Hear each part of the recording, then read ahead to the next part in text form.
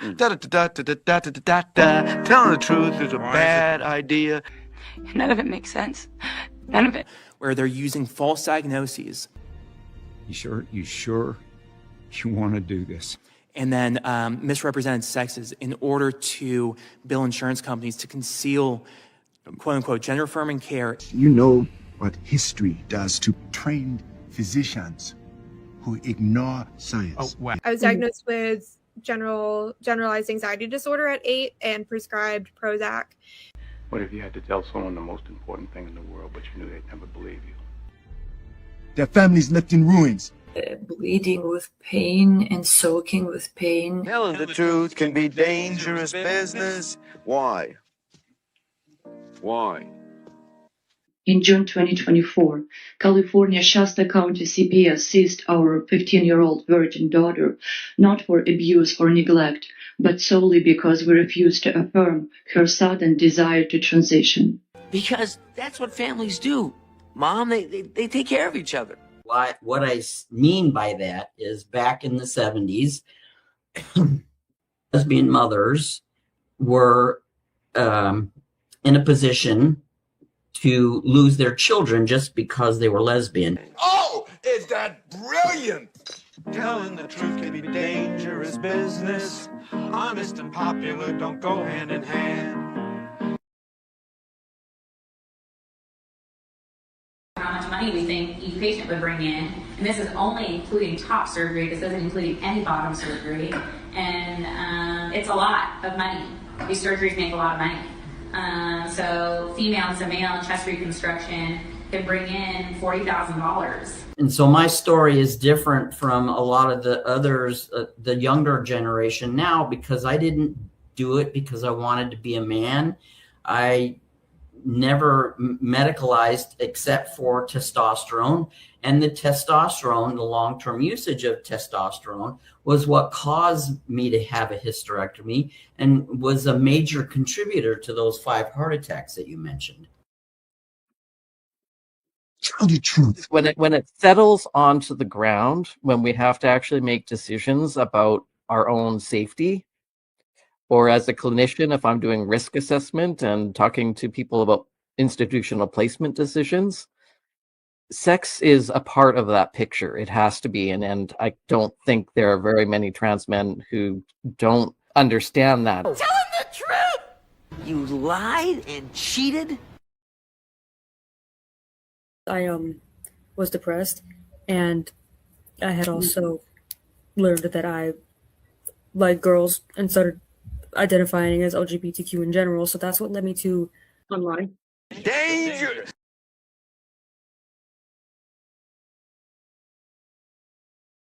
I want the truth! You can't handle the truth! And then she goes on to say in her article, if this critical misunderstanding, which creates years of disability, medical, shopping, hopelessness, and failed interventions, is unfortunate, its extension into gender medicine is tragic. You never know what someone might believe. Telling the truth is a difficult problem. Telling the truth is a scary. Telling the truth is a scary predicament. Telling the truth is a bitter herb. Forget herb. I never heard of a hit that had the word herb in it. Telling the truth is...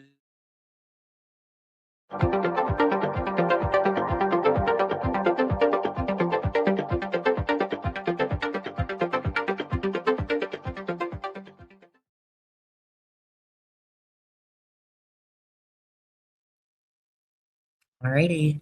Hi there, I'm Jonni Skinner, and this is Moving Parts, the podcast where we investigate why children become trans or just discuss trans and gender-related topics in general. This segment covers the gender news over the past week, and over this past week, the whole gender landscape has been rather quiet in the US at least. The only thing I could find that's new is the Trump administration's HHS has begun to back off their threat to withhold Medicaid and Medicare from hospitals that have gender clinics. Originally, they were going to withhold Medicaid and Medicare under suspect that there could be fraud going on. And over the past week, there was a ruling, maybe not a ruling, but there was an announcement that the Department of Health and Human Services will not be finalizing a proposed rule that would have blocked all Medicaid and Medicare funding for hospitals that provide pediatric gender-affirming care. So I'm not quite sure what to make of this myself. I feel like with enough stories out there like mine that show fraud within this industry, Medicaid fraud specifically, I believe that there should be a deeper investigation onto it. But, we'll see.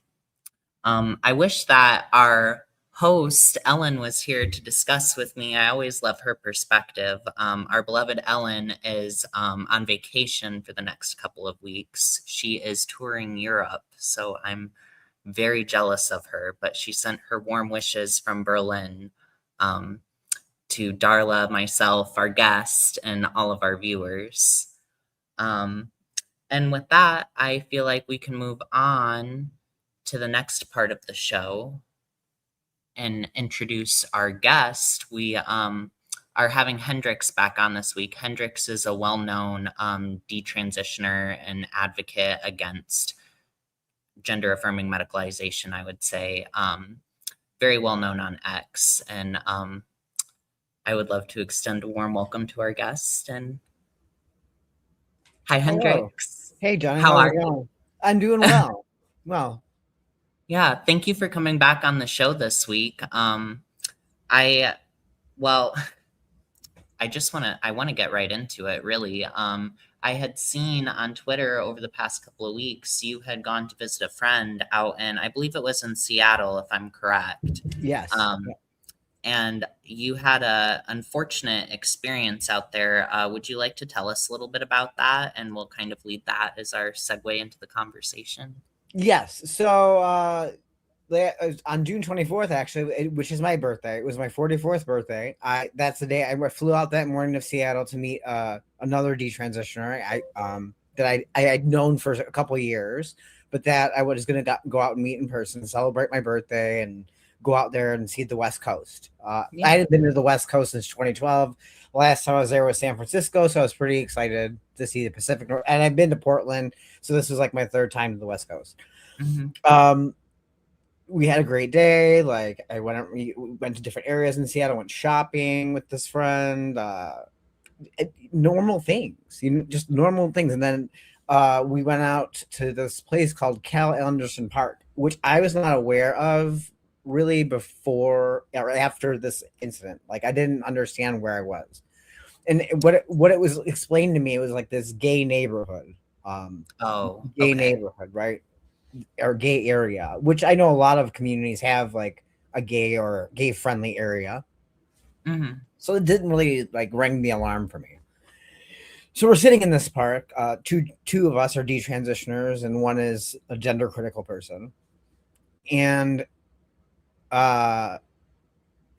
it's I don't even know how to describe it. It was like a bunch of trans identified individuals kind of just hanging out in the park, but we were doing our own thing, filming ourselves. Like we've been filming all day, taking clips, just documenting that we met. Yeah, normal stuff. Like actually, like we were gonna make detransition content with it. Anyway, but I don't know. These trans-identified individuals come up to us, and this whole fight pops off. It's really hard to like really get into what was said, or you know what I mean. But like they came over to us. Water was thrown on Ari, or the friend, I should say. I don't want to say names. And it just got wild, and I got jumped. I mean, I'm trying to not give like violence, gore, you know what I mean? But yeah, I got jumped. I mean, that's the reality of the situation. And I would like us, Darla's gonna throw up some photos here that you shared with us. That was you before the attack, I presume. You look pretty happy there. Yeah, I was happy just hanging out. You know, I've been of course, I don't want to get into like rumors and speculation, but of course there is that.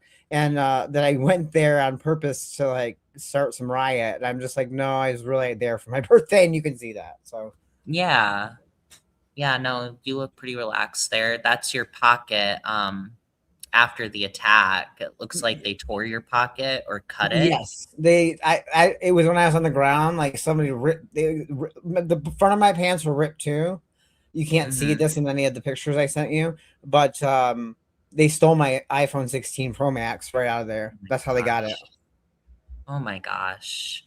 Yeah, That's and your then knee all that's both bruised of my up knees. and- oh my God. The one knee had down to the skin. That was my eye. That got kicked in the face. Oh. That I could see that. I remember the Converse coming right at my face. Oh my gosh. That's terrifying. Like I know that bottom of that shoe. Yeah, it hurt. Yeah, it looks incredibly painful. I will say I want to add that before any right at the beginning of the incident, I was held, like somebody held me back and I got maced directly in the eyes. And then throughout the attack, I kept getting maced. So while a lot of people saw the footage and were like, was this person drunk? Because I'm kind of swinging everywhere and it looked like I can't see. Well, I can't see. That's why. It was pretty obvious that you were blinded because you had your eyes, scrunched shut. Yeah. Unfortunately, I've seen people get maced. So I've never been maced before. It's not fun, but I don't recommend it. Do you think that these people, because I followed the story like when it first happened a little bit, and I know that they arrested one of the perpetrators. Yeah, the one that maced me and kicked me.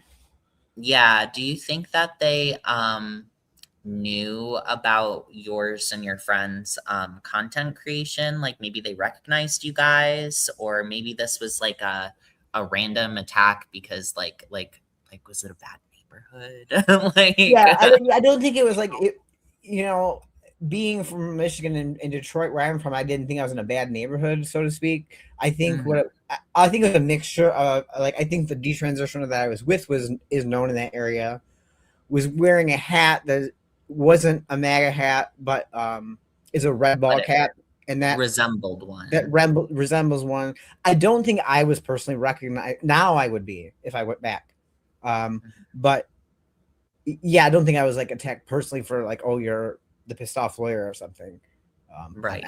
But it got it. I do think it was targeted on the hat and politics. That's kind of insane too to think about that you can even wear a red cap out now without risking violence being inflicted upon you, because the political polarization in this country has just taken us to such an extreme place. Overall, I'm wondering what your thoughts are on that. It's really, I've been warning about this since 10 years ago. Political rhetoric and the division has really increased over the last 10 years to an epic point. And it's to the point where nobody can even have common ground, right? We just automatically attack and everyone's the enemy. And that was the kind of the culmination of that idea. We're just the bad guy. We must be bad guys because we're sitting there.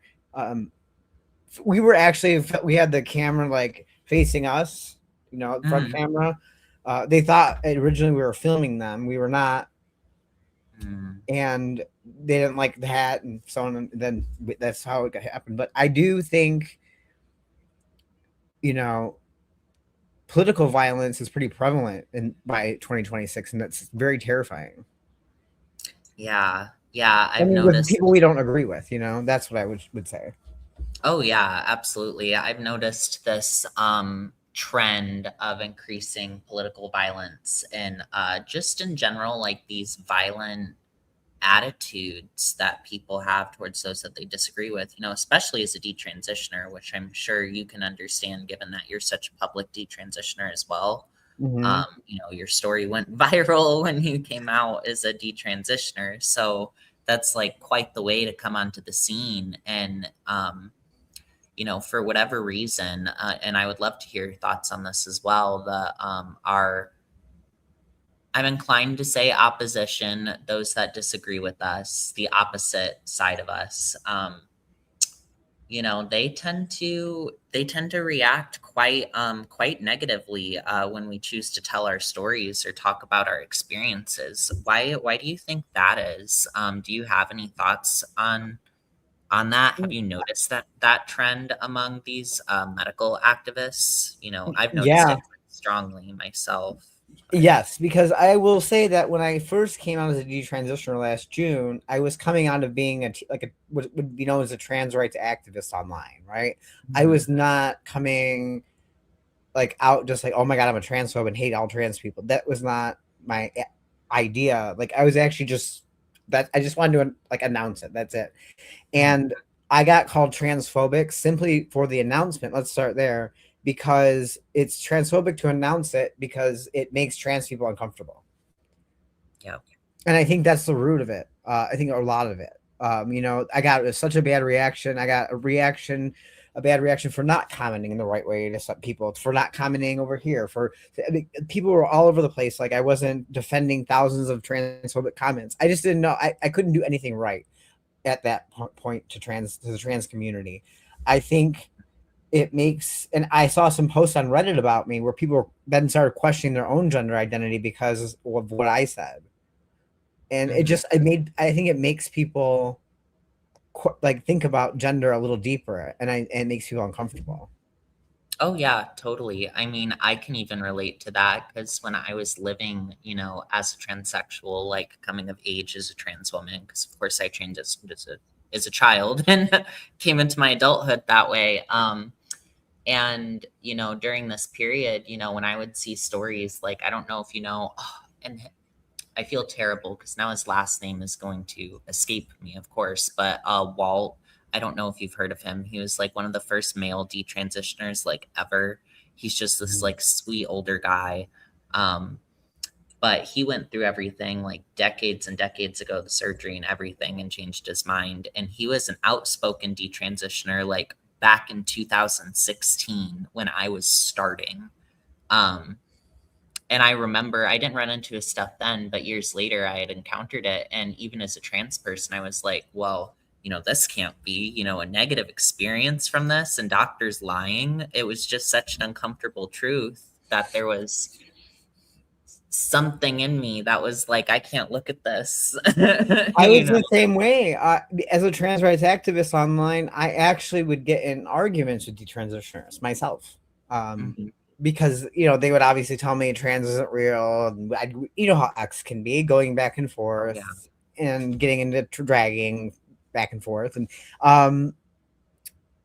it actually, one detransitioner, I don't like to name names, but another prominent former F to M detransitioner and I used to argue, and she and I became friends, and she kind of helped inspire my detransition. I'm careful with that language because I don't want anyone to say, oh, you were groomed, because a lot of people accuse me of being groomed into it because trans community could not conceive of somebody like me detransitioning. I know they'll accuse us of internalized transphobia or, I'm not sure if you've ever received that accusation. But as, someone who's come out of this, as a minor, I received that a lot from the trans community where they're like, are you sure you're not trans and you just didn't get groomed? Are you sure you just didn't go through conversion therapy? Yeah, people are just shocked that I changed my mind. For them, it was sudden because people live online chronically, and it's but there's an actual real life offline, and that was happening offline. I don't have a camera following me around 24/7, streaming my thoughts out. People, so that process of questioning it started way before that announcement. I think it does for every detransitioner. I don't think that's not a thing you just go about lightly, Yeah, absolutely. 1 second. I'm just making a comment in the chat real quick. Yeah, absolutely.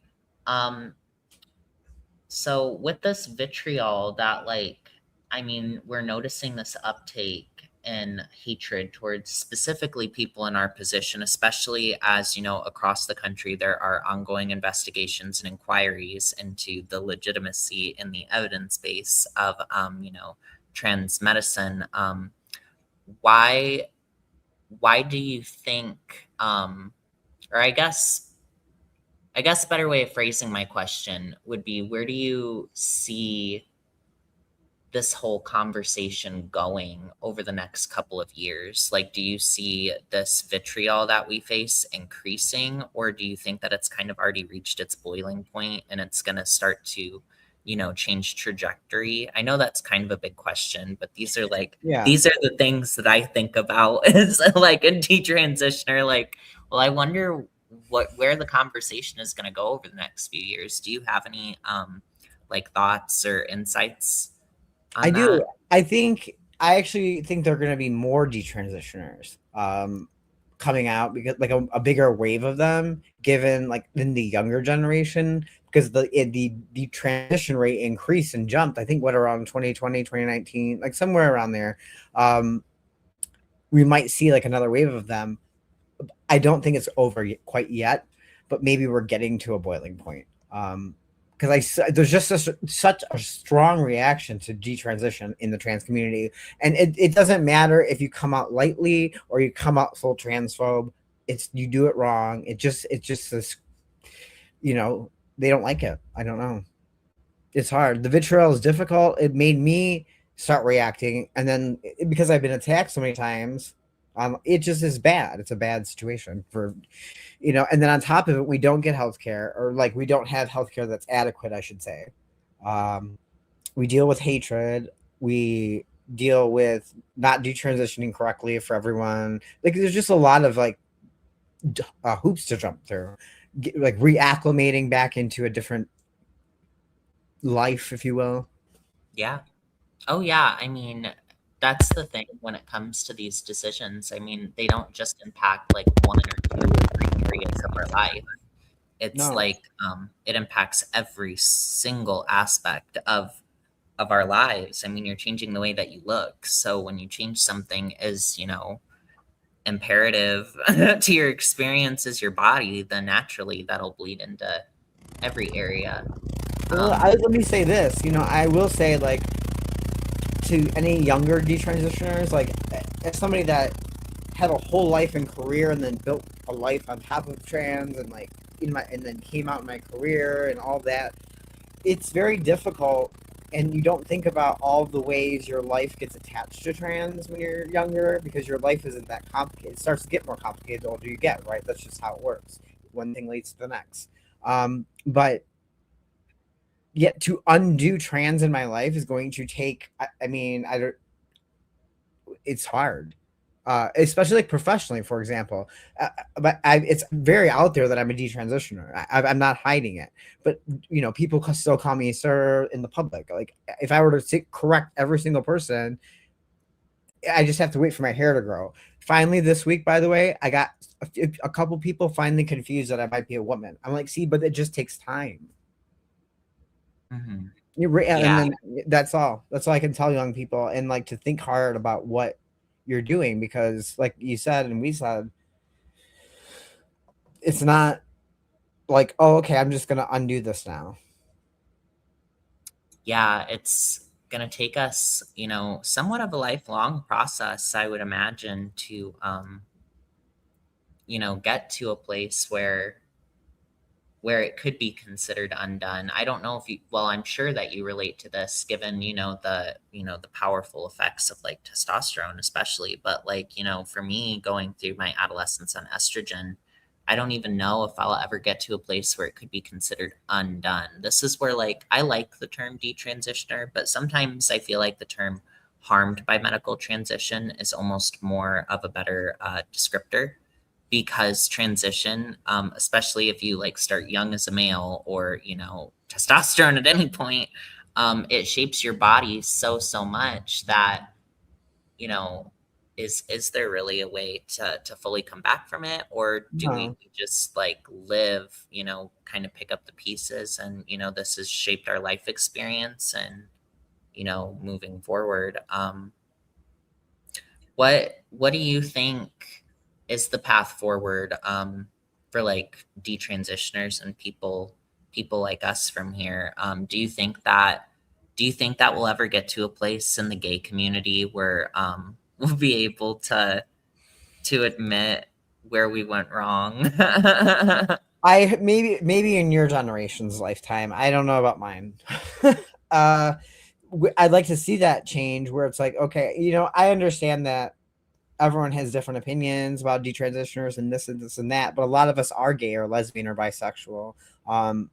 So we are members of the community, if you will. Even though I don't like participating in Pride or anything like that, I still like to have an idea of a sense of like, oh, similar experience, common gay experience. So Absolutely. and I feel at least kind of kicked out of the community because I don't agree with certain things. Yeah, I do relate to that on some level as well. So do you feel like Pride, if you don't mind me asking this, do you feel an aversion towards Pride? Like does that seem like triggering sometimes given the amount of like, you know, stuff supporting trans medicalization that's present there? Or Yeah, is it is more of a I'm just not in that scene?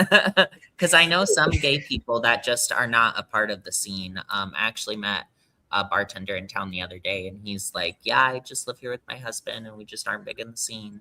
So that's also, you know, a common thing. But what's your experience with the whole Pride and the it's changed. That's my experience, which is obviously that's something I'm not going to answer. I will just say I'm not answering any of those questions for legal purposes, so I'm moving on. I just wanted to answer the chat for a second. Yeah, and then Darla does have a question. Oh yeah, I didn't see Darla's that question. we'll circle around to, but finish what you're saying first, and we'll circle back around to it. We were talking about Pride and like your experience slash. So why you I came out as a lesbian at 14 years old in 1996. So I have 30. I'll be 30 years old gay this year, which is wild. I've watched the community and Pride change over an entire generation while being in it and being an active participant and activist and very active in the community and the club scenes and all that. Pride used to be maybe a weekend, a fun weekend, and you got drunk with your friends. Now it is an entirely different thing. I think we all can. I don't want to like get into it's shaming anybody, but there are things there that I don't agree with. Like, why are there 100,000 furries at Pride now? I'm not, and if that's your thing, that's your thing. But I just don't what does that have to do with me being gay? And it doesn't. It's just there's it's a lot of transness. So it does get that on the triggering end. And plus I'm recognized, so it's not really that fun. And I do want to say that I was called in as a threat to a local Pride event after 30 years of being an activist and volunteering in that city and community. I had to go to the police station and explain why I'm not a threat to Pride. Oh my gosh. Like as a detransitioner. That's such a nightmare. That's like one of my fears with being a public advocate. Although I suppose, it's probably inevitable at this point. Because even at our local Pride here, they had a little printed out sheet called Persons of Concern. And it wasn't even there were some homophobic people on there, don't get me wrong, but a lot of the individuals on there were just like nurses or doctors or people that just spoke out against pediatric medical transitions for minors. And it's like, well, why are they being put on a Persons of Concern page with like people that promote actual conversion therapy? That doesn't seem right. No, that isn't right. So I want to circle back around to Darla's question, which was, what do you guys think about more being learned and understood about gender play a role in the detransitioning of individuals? Wait, what is that do in guys the chat? think Oh, there we go. more being learned and understood about gender play a role in the detransitioning of individuals? I assume she means more being understood about the concept of gender. So if I'm correct on that, Darla, feel free to let me know feel free to let me know. Yeah, she said that's correct.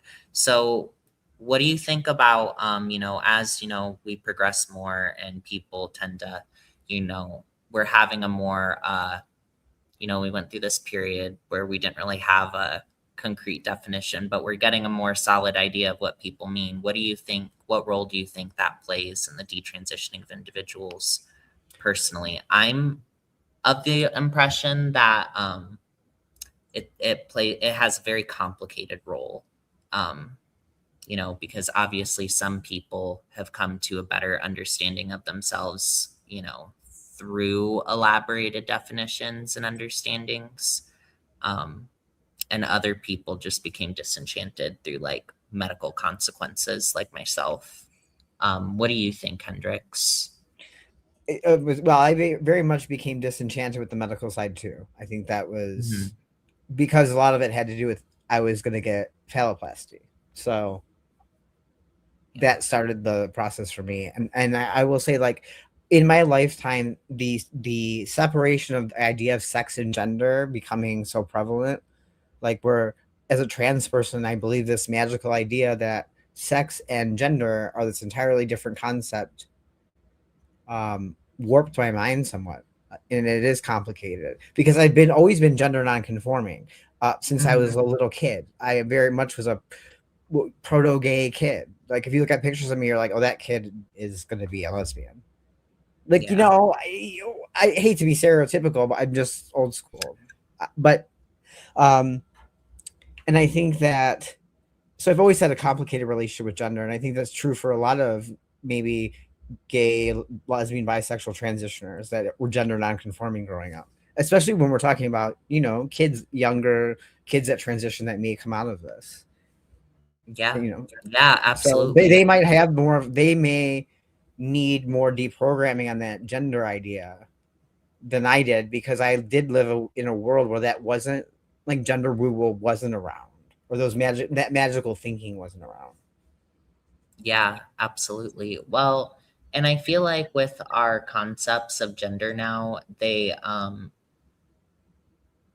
it's made up of a complex, it has aspects of social, psychological, behavioral, physical. I mean, it's a very even though we are developing a more, solid definition in some circles, it's still a very complicated concept, and it can be very confusing, especially, for either young people or I feel, and feel free to jump in here if this sparks anything within you, Hendrix. But when people come from very homophobic backgrounds or homophobic areas as well, just speaking from the gay experience, seeing as how we're both gay, when you have that degree of rejection within you and this aversion towards what you are, then this idea that because you might differ socially, psychologically, or behaviorally, it almost presents a way out for these people. So I feel like the concept overall can be very dangerous the way that it is currently in society. I don't know if you have any thoughts on that as well, Hendrix. Personally, I feel like we need to almost dismantle this concept of gender, because I mean, at the end of the day, I feel like it boils down to a lot of stereotypes that we're having a hard time getting rid of just because they're so ingrained in our society. Well, I'll say this: homophobia plays a huge role in where I ended up transitioning, because I had a lot of homophobia coming up, because it came out so young in the 90s. I was not accepted by my family at all back then. Like, they've come around. I want to be clear, like, yeah, now they that's accept good. me, but that's 30 years ago. But that was not the way it was. Like, it was very homophobic coming up. I had a terrible coming out. I faced a lot of homophobia just in life, even as an adult, up until the point I transitioned. And when I look back, I'm like, and because I was a butch lesbian, if you will, gender nonconforming lesbian, whatever the trans, kids are calling it trans mask. I'm not calling myself that, by the way, anybody. I'm just saying, whatever term you want to use for gender nonconforming, go ahead. Yeah. We need to, like, dismantle this idea that it's disconnected from sex too. It's not like it's okay to be a gender non-conforming male or a gender non-conforming female. It's okay. Like that doesn't mean you have to transition. Yeah, I totally agree with that because at least, in my perspective, being a young person that grew up with this, I'm going to use the term ideology for lack of a better term. This idea that well, first of all, the idea of passing and that passing is important. It sort of creates this idea within yourself that there's something wrong with you and that you need to fix it in order to blend in order to be acceptable. Of course, my providers did elaborate and actually tell me that, but that's also just the implicit idea of the ideology that, you need to go through these procedures so that you can pass. So that was important to me. Yeah. I mean, that was normal that was important to a lot of transsexuals. That was very normal.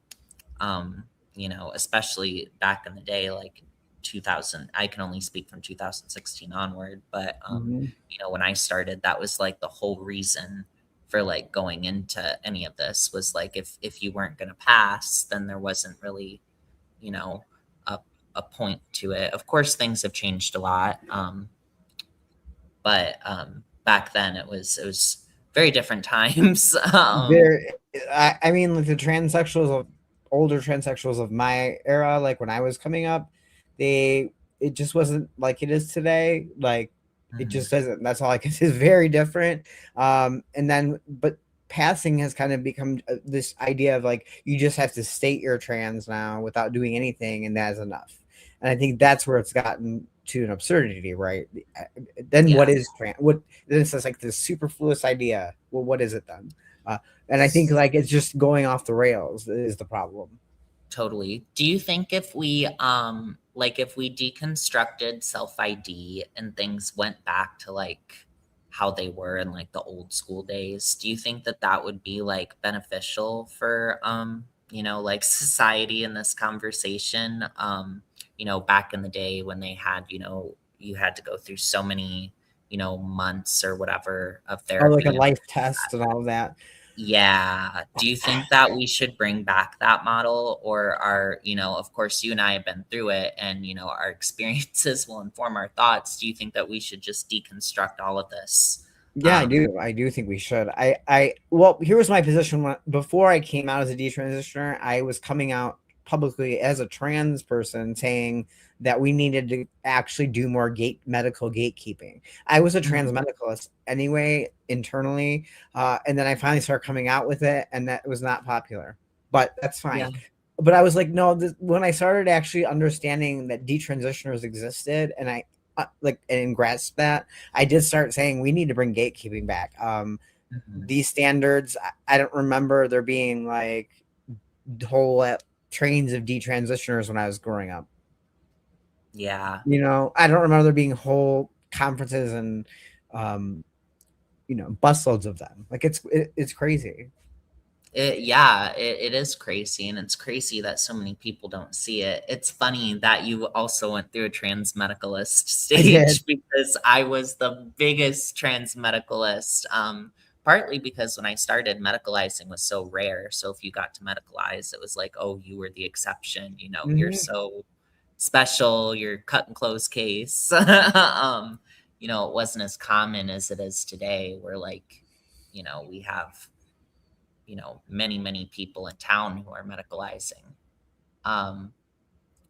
And yeah, I agree. I feel like on some level, it's such a complicated issue. And while I don't believe that this stuff should qualify as healthcare, I just don't feel like there's strong enough evidence to support it as healthcare. I agree.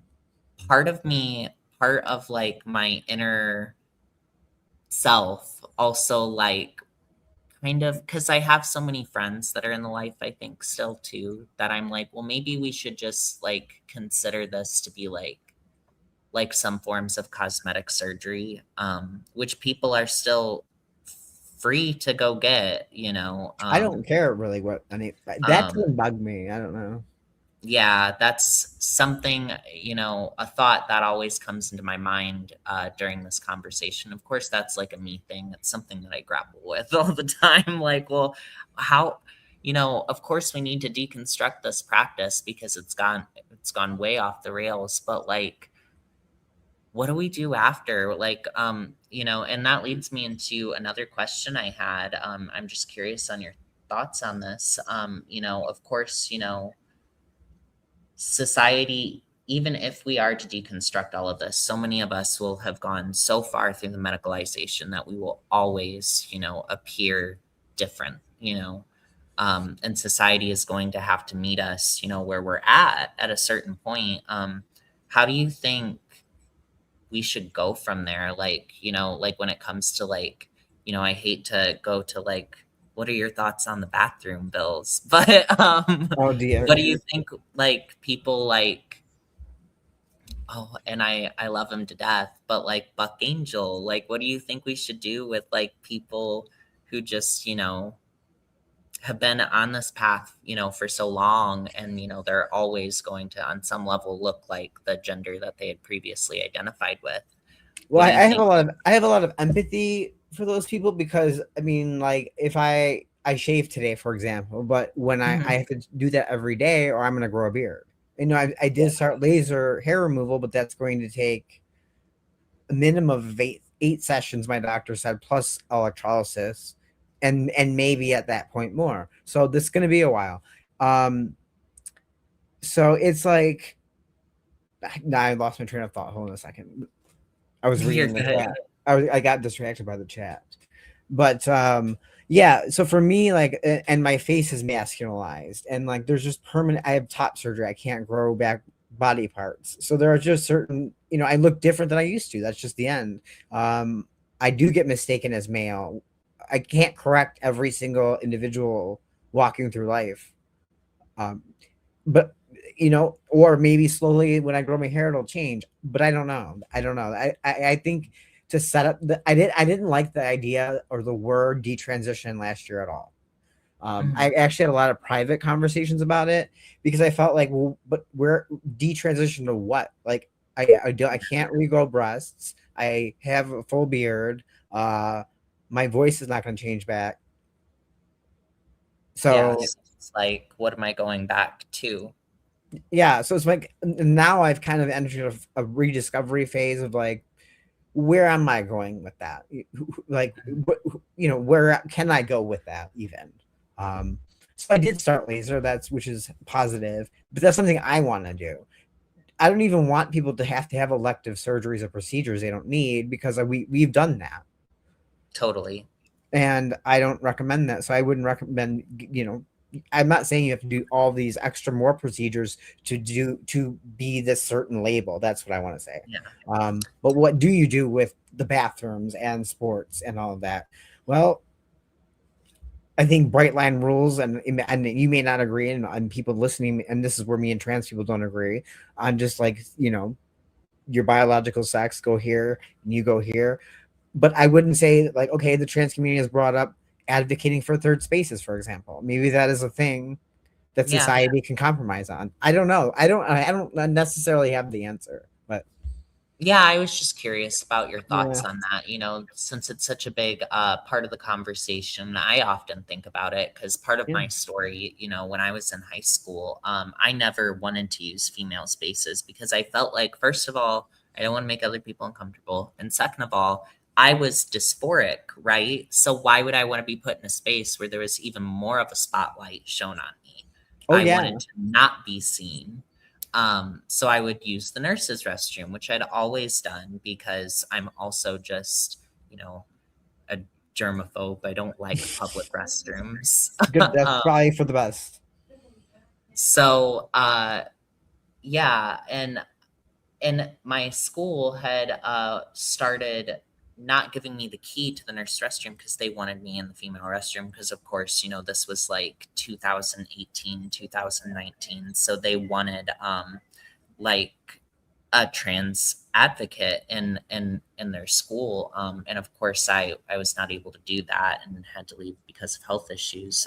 So I often, because of that, think about this whole bathroom conversation because, you know, when I was going through it as a dysphoric, hyper-aware kid, it was not beneficial to be pushed into these spaces. Darla also had another question that I would like to cycle around to. She asked, how important do you think the label gender nonconforming is? And is that label even needed? Gender is a continuum, and why can't people live on that continuum without a nonconforming label? Okay, let's see. I think, I mean, look, I hate labels at this point. I hate identity politics. I don't like it. I was an activist for years and years and years. And so identity politics is kind of bit like with gay rights and then with trans rights. So I don't like labels. I think the only reason I use nonconforming is because society still does have a problem with nonconforming gender, what gay or straight. Like, we still have a problem with that. Would I like to get to a place where it didn't matter? Yes. Yeah.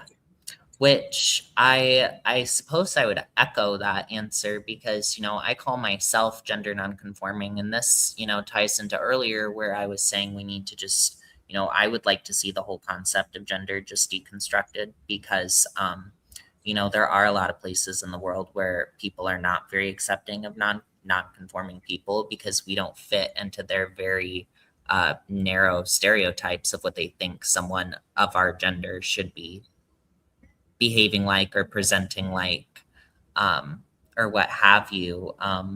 And her follow-up question was, gender is a continuum, and why can't people live on that continuum without a non-conforming label? I think that would be, I think the ideal solution would be for us to not have this concept and just let people, you know, live and present as they would wish. I feel like if we worked towards, you know, deconstructing this concept, it works on two fronts because you're not pushing people into an othered position, which unfortunately, you know, I don't feel like gender nonconforming should be an othered position. Thankfully it's getting a lot better in the US and in the West, but in a lot of places in the world, in a lot of rural places in the US too, it's still considered an othered group. Mm-hmm.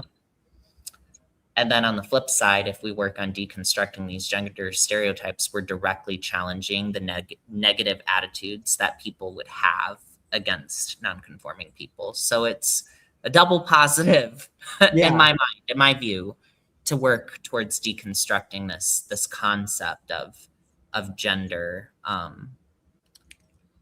You know, it's interesting. I wanted to put an interesting fact out there.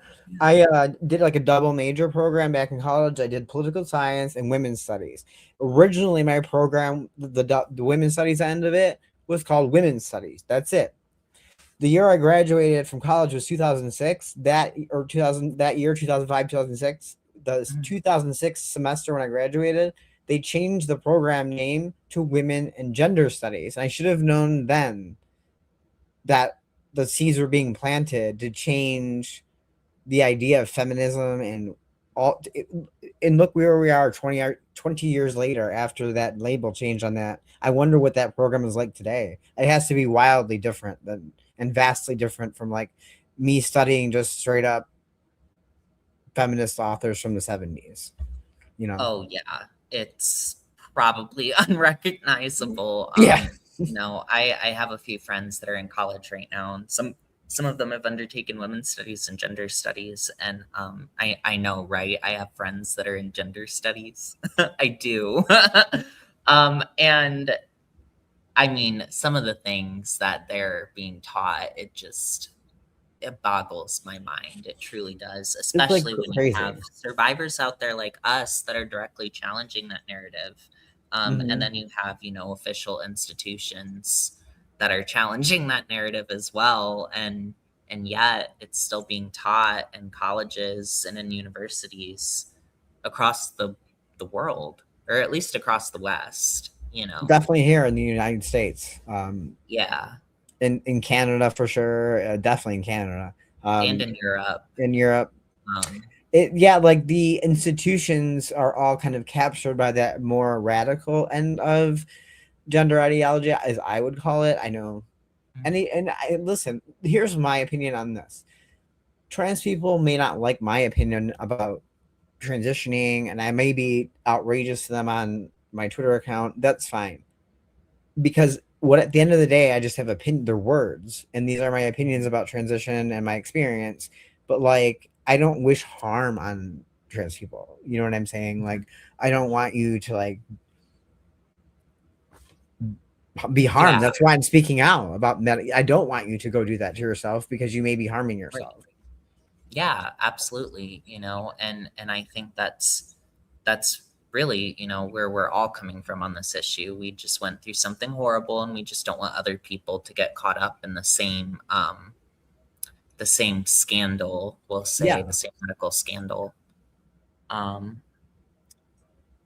I see a question that came in. Question for Jonni. What are your personal feelings about trans-identified women using apps like Grindr that are made for gay men? I'm not sure if you will also have some input on this. I'm not sure if you came about or if you were like on the scene when dating apps were big in the LGBT community. They still kind of dominate the scene. I personally feel like apps like that, I don't use them myself, but for the people that do, no judgment. I feel like apps like Grindr, even though it's made for like gay men, I know that you're allowed to make a bio on there. And I think that if you just put it in your bio, then like, who cares? Because Grindr, from what I know about it, it's not an app that people are necessarily using for long-term connection. As far as I know, I could be incorrect. I'm not big on that scene. Do you have any thoughts on that, Hendrix? I'm not sure if like when you were going through your whole process, I had a few friends myself that were FTM that identified as gay men. I'm not sure if you'd ever encountered anyone like that. I did. I didn't like being called a straight man. But I never called myself a gay man. I got accused of that on Twitter once, and I was like, I've never said that. I thought that was bizarre, or like the idea of a trans lesbian it just doesn't really work. Is there other maybe words they could use? I don't know. Doesn't line up very well. And here's what I used to say even when I identified as trans. If you don't want to sleep with me just because I'm trans, I don't think that's transphobic. I never found that transphobic in all by itself. Yeah, I relate to that too. Because when I first, started coming of age between like the ages of like 18, 19, 20, when I was on the dating scene and all of that, there were lots of men that were not interested because I was trans. And I never found that personally offensive. It was just like, oh, I'm just not your cup of tea. That's totally fine. It's just a part of putting yourself out there. So I never really understood why this became such a big part of the conversation, especially in the trans community. Regarding dating preferences. I was like, well, if you're not their cup of tea, why would you want to be with them? That doesn't sound happy at all. Awful. Like, that's the whole point. Why would you want to be with someone that doesn't want to be with you? And I will say that even when I did use dating apps as a as a trans man for plain language purposes, I put that right there. Like, I put trans, like I couldn't make it more apparent and like bright neon sign that what you're getting is a trans man, which equals a female. Like, yeah. I don't know. Like, this neon sign behind me that's how obvious I made it. Yeah. Well, I didn't want to deal with anybody that didn't want. If you didn't want that, then good. Like, don't have it. Then. And that always made things easier anyways, like even, I didn't use Grindr. I mean, the few times I got on that app, I like opened it and was so horrified that I got scared off of it. But like, from the apps that I did use, like Hinge and stuff like that, I would always put it in my bio. And I had such an easier time meeting people. you know, I still have hangups about my experience, you know, dating as a child transitioning trans woman, but I still had such an easier time meeting people when I just put I'm trans in my bio, and it was like a piece of cake because I didn't have to have these awkward conversations of I'm not the thing that you thought I was, you know. Mm-hmm. And those conversations can also carry some danger to them too. I'm not sure, you know, I hope that you never had an experience where people, you know, got upset, but it's very scary. You know, I really don't want to It's not downplay good. the danger there. So, you know, there's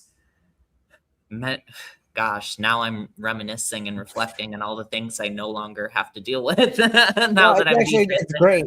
No, Like, I do appreciate that aspect of detransition, like some of those negative aspects of that lifestyle. So yeah, well, because we don't really encounter that so much. Well, especially on the gay scene, you know, I'm not sure. You know, I would like to ask you, you know, because you've been detransitioning for how long now? A little over a year, if I'm yeah, not and not almost dead on, like I announced in June of 25, so it's been just about a year, a little over a year. Okay. Well, how does life look, you know, outside of this whole gender conversation? You know, how's life going? Have you met someone? You know, how's life going Life outside is of all of this? life is great on in terms of like my real life, and I think people like, you know, we get into these online personalities and people just see that, right? But we're living these entire lives offline, and so love life, that's great. I don't want to get into details, but that's good. No, that's totally fine. Work is good, you know, life is good. My life is fine. It's like just it's being a public detransitioner is not, it's wild. It's a little wild.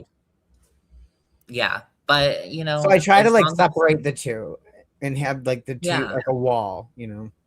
yeah, that's just what I was about to say. As long as you know, are managing to keep some of like the online controversy that we find ourselves in as public detransitioners, if you are managing to find a balance between that and like real life, then you know, I think you'll be just fine. Yeah, I think that's important for, I think for anybody that's thinking about detransitioning or currently watching this, that's in that process, you know, and getting caught up in these like crazy things. Just don't, I don't know, figure yourself out first before you make yourself public would be my advice. You know, because you're gonna get everyone just having all their different opinions about you, and just be ready for that, you know. Oh yeah, certainly, certainly. I would not recommend people jumping out into the public eye, especially when we're going through such vulnerable processes. I mean, of course, some of us found ourselves in that position, but it's definitely not something that I would say that everyone really has like the aptitude for. So I didn't understand like the gravity. I like understood that wouldn't maybe be make everyone cheer. But if you actually read what I wrote, it doesn't say anything negative about trans people in it, like the announcement itself. So it's been, you know, and then when I posted it, like I said in other interviews, I did it for like an accountability reason, because I was going to work. I had court at 8 a.m. So it was like 6 something in the morning when I did that. It wasn't even like during a normal hour. So when I came out of court, it was nuts, and my life has never been the same. So that's why I would say, you know, if you're gonna want to be public, you know, maybe do a lot of like soul searching or therapy, or well, therapy I guess is hard, or maybe like find some community, meet other detransitioners. I think that's important. Yeah, that's huge. I know that Beyond Trans has some phenomenal groups that I would highly recommend to anyone. Like if you're questioning or detransitioning or, you know, whatever, the Beyond Trans website, I would highly recommend reaching out there and seeing what resources they have available. Someone else had asked if we have any thoughts on polyamory / dating someone who has another partner because they've heard it's common amongst the LGBT community. I'm not sure if you have any thoughts on that. I don't care what other people do as long as everyone knows. I mean, look, I don't really give a crap what other people are doing. Yeah. I don't have like some deep thoughts about it, so I'm not like against it. Our thoughts are, as long as everyone's informed and it's consensual, correct, then why do we care? You know, it doesn't affect us. You know, and I feel like, I mean, I wish that more people would adopt an attitude like that. You know, I remember growing up, like in the early 2010s, everyone had this very, at least as far as I remember it, maybe I'm remembering it different because I was a child, but I remember everyone having this very open-minded, well, not my community, they were not open-minded, but it was more of a, I felt like the overall vibe that people had where they were a lot more open to disagreement or different thoughts or different lifestyle arrangements. And they didn't care so much what other people did unless it directly impacted them. I feel like things have changed a lot in that regard over the years as well. You know, because one side gets more extreme, so naturally the other side will. And I feel like a lot of people are clashing in that way. So yeah, do you have any like closing statement or any closing thoughts that you would like to go over before we let you go tonight? I don't want to. I've had you on for an hour, so I don't want to take up your whole. I appreciate it. No, I've been enjoyed being on the show again. Thank you for having me on. And as usual, I would like to say to anybody, just reach out to, like you said, some groups or Beyond Trans, or check out. I don't know. I don't know the exact website. I think you just stated what it was, but yeah. Stay healthy, everybody. So. All right. Well, Thank you so much. And thank you for coming on and talking to me tonight. It was good to have you on again. All right. Have a good night. Yep. You as well. Bye-bye. Bye-bye. All right. Well, I thought that was a good conversation. I just enjoy collecting other people's thoughts on these topics, you know, because it's such a complex issue. All of these, gender related issues, this whole conversation is very complex. So I always think it's nice to be able to give people a platform to discuss their experiences and their thoughts on this whole topic. I'm gonna check one more time to see if I have anything else coming in. Nope, we're good. All right, well, I have to get off of here shortly too, everyone. So I just want to thank everyone for tuning in and listening tonight. And if you have any, thoughts, comments, anything, feel free to post them in the description on the YouTube once we get this posted over to YouTube. And we will do our best to get back to you. And like I said, Ellen is away traveling for the next couple of weeks. So I'll be hosting this for the next 2 weeks. And then she'll be back after that. And yeah, so we'll just send our well wishes to her. Thank you everyone for tuning in. And thank you, Darla, for running the technology booth for me. I couldn't do this without you. And I'm going to tune out. So thank you. Bye-bye.